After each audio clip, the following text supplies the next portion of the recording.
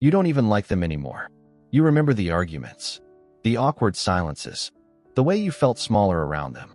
And yet, some random moment, a song, a street, a late night, and you miss them, not a little, enough to confuse you. You sit there wondering, why do I miss someone who wasn't even good for me? And that question lingers longer than the memory itself. At first, it feels like a mistake in your thinking.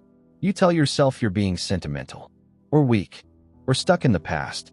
But the feeling doesn't behave like nostalgia. It shows up in ordinary moments. When you reach for your phone without thinking. When something happens and your brain still wants to tell them. When your mind replays conversations you don't even want to relive. It's not that you want them back. You want something else. Something harder to name. And this is where most people misinterpret what's happening inside them. They think they miss the person. But psychologically, that's rarely what the brain is doing.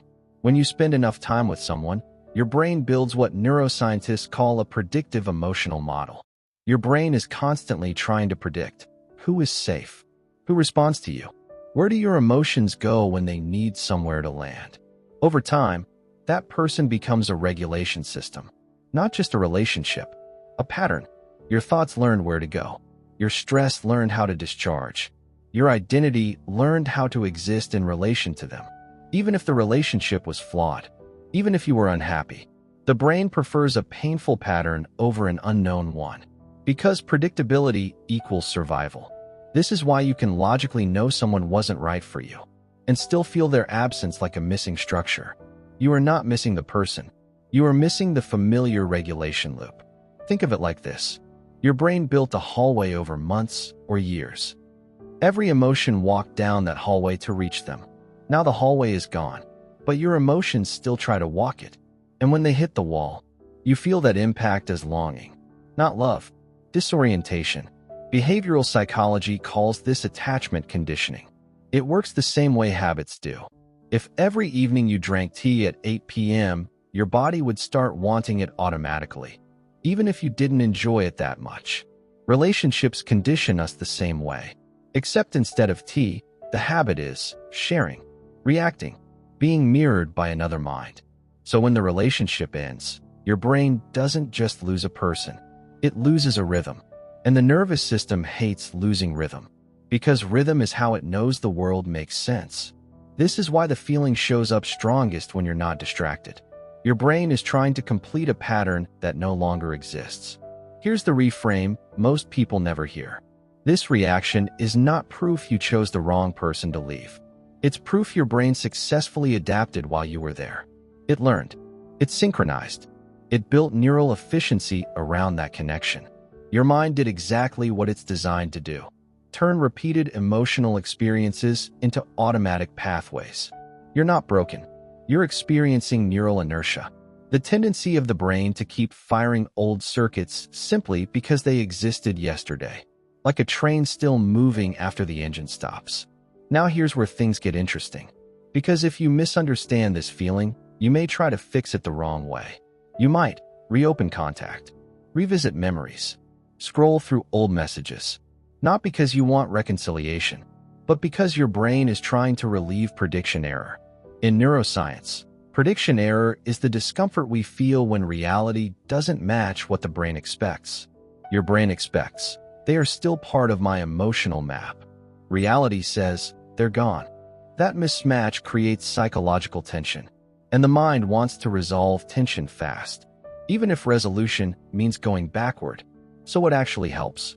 Not suppressing the feeling, not indulging it either, but retraining the brain's prediction system. Let's walk through how that works. First principle, interrupt the automatic reach. What to do? When you feel the urge to share something with them, pause and redirect that action. Write it down instead. Why it works? You're weakening the stimulus-response loop. In behavioral terms, you're breaking reinforcement without denying the emotion. Example, you instinctively grab your phone and message them. Instead, you open a note and write exactly what you would have said. Your brain still completes the expression, but without relying on the old pathway. Second principle, create new emotional anchors. What to do? Attach meaningful micro-moments to new environments or people, not big changes. just repeated small ones. Why it works? The hippocampus encodes memory through context. New contexts build competing neural associations, which gradually replace the old emotional map. Example: take the same evening walk, but change the route and listen to a different kind of music every time. You're teaching your brain, this emotional state belongs here now. Third principle: allow the brain to grieve the pattern, not the person. What to do? When the feeling appears, label it accurately. This is familiarity withdrawal. Why it works? Cognitive labeling reduces amygdala activation. You move from emotional fusion to observation, which weakens the loop. Example: instead of thinking, I miss them, you think, my brain is looking for its old rhythm. That subtle shift changes how deeply the feeling embeds. Fourth principle: introduce controlled novelty. What to do? Add small, unpredictable experiences into your week. Why it works? Dopamine isn't just about pleasure, it's about updating predictions. Novelty tells the brain to build new models instead of clinging to old ones. Example: work from a different place. Talk to someone you normally wouldn't. Change one routine without overhauling your life. You're signaling, the map is expanding. Fifth principle: let time do its biological job. What to do? Stop measuring whether you still feel it. Why it works? Synaptic pruning, the brain's process of weakening and used connections, only happens when circuits are not reactivated. Checking the feeling repeatedly is like watering a plant you want to fade. Example: you don't test yourself by revisiting memories. You let absence do the rewiring quietly. Over time, something subtle begins to change. You still remember them, but the emotional hallway your mind used to walk down gets replaced by open space. Not because you forced yourself to forget, because the brain updated its architecture. This is how identity evolves after attachment, not through dramatic closure, through thousands of small neural revisions. So the next time that strange feeling shows up, that confusing sense of missing someone you don't even want back, you don't have to interpret it as love, or regret, or a mistake. You can see it for what it really is. Your brain adjusting to a world where an old pattern no longer exists, and learning, slowly, to build a new one. There's nothing wrong with you for feeling that echo. Echoes are what happen when something once filled the space. They fade not when you silence them, but when new sounds begin to live there too. And one day, without noticing when it happened, you won't feel the absence anymore, just the life that continued.